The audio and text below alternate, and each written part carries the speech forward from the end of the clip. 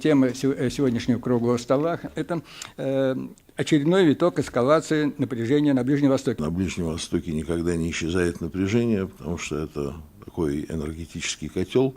И я бы сказал, что не последние 60 или более, там немного лет, но последние 2000 лет как минимум, а может и побольше, там не исчезает такое напряжение. А в принципе можно сказать, что Ближний Восток всегда был центром драматического напряжения мировой истории, таким пульсирующим сердцем человеческого рода, и таковым продолжает оставаться и сегодня. Ну, естественно, что ситуация сегодня складывается вокруг Ирана крайне таким драматическим образом, но не только вокруг Ирана. Конечно же, палестинский вопрос остается главным знаменателем, поскольку Иран тесно подвязан к палестинской проблеме. Кроме того, растет напряжение относительно Ливана. И есть такие признаки, что Израиль готовит атаку на Ливан нынешней осенью.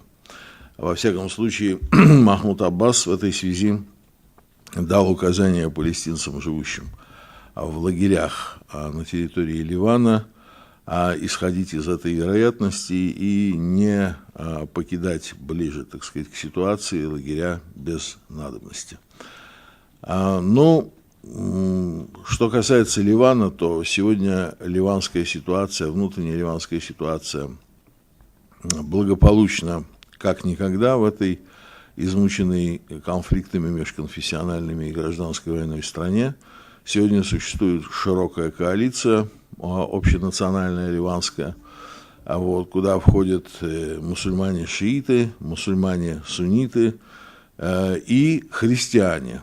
Так, в частности, да, и друзы, что самое удивительное, друзы сегодня в лице принца Талала Арслана также поддерживают широкую патриотическую коалицию, которую возглавляет Хезбулла.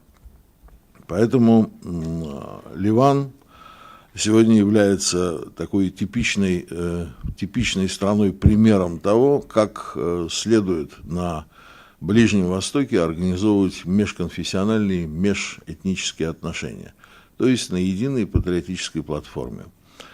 Что касается Ирана, то я хотел бы отметить следующее. На сегодняшний день, при всех там вопросах, допустим, которые могли бы существовать к иранскому режиму, тем не менее, иранское руководство – это единственное руководство исламской страны, страны распространения ислама, которое не является прямым ставленником Запада и пришло к власти в результате ситуации, сложившейся на внутренней почвенной основе. Я думаю, что в сегодняшней конъюнктурной обстановке, после разгрома флотилии «Свобода» и того бледного вида, который имеет Эхуд Барак и Нетаньяху, отвечая на вопросы по поводу того, как это случилось, Израилю довольно сложно было бы выступить в качестве инициатора и развязывателя войны сегодня. Что касается Обамы, то у него же имидж миротворца, и было бы довольно странно, если бы, придя на, так сказать, антиволне или антирезонансе к Бушу, развязавшему 2 войны, он бы, в свою очередь, развязал еще и 3-ю. Поэтому, как не нужна война против Ирана сегодня Америке и Израилю, тем не менее, с имиджевой точки зрения им сложно выступить в качестве инициаторов такой войны. Война будет, конечно, развязана, но она будет развязана через, скажем, третьи страны, третьи стороны, которые выступят в качестве затравщиков и создадут такую обстановку, при которой можно будет без потери и ущерба для имиджа безопасно вмешаться.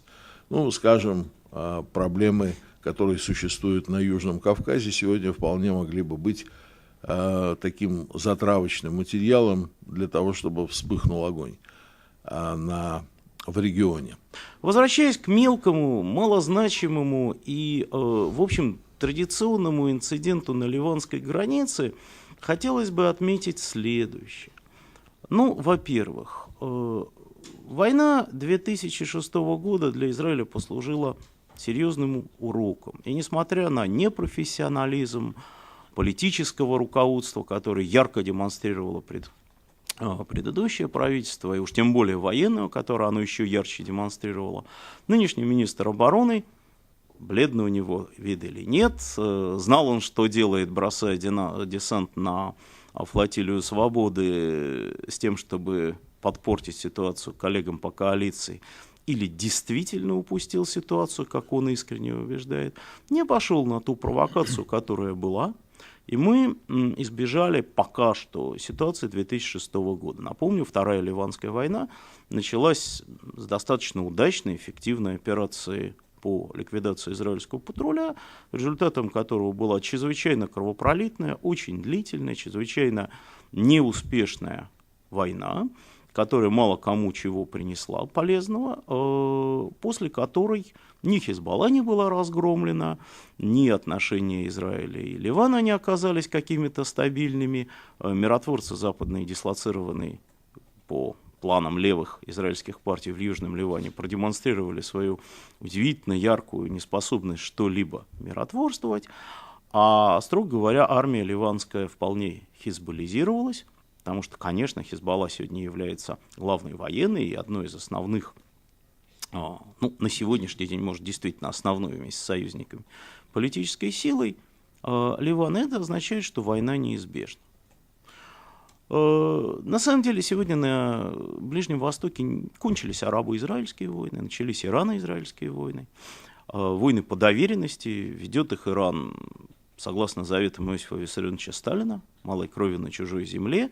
И, собственно говоря, то, что арабы за Иран воюют с Израилем, с точки зрения нормального человека, планирующего ситуацию и контролирующего ситуацию в Тегеране, вещь правильная.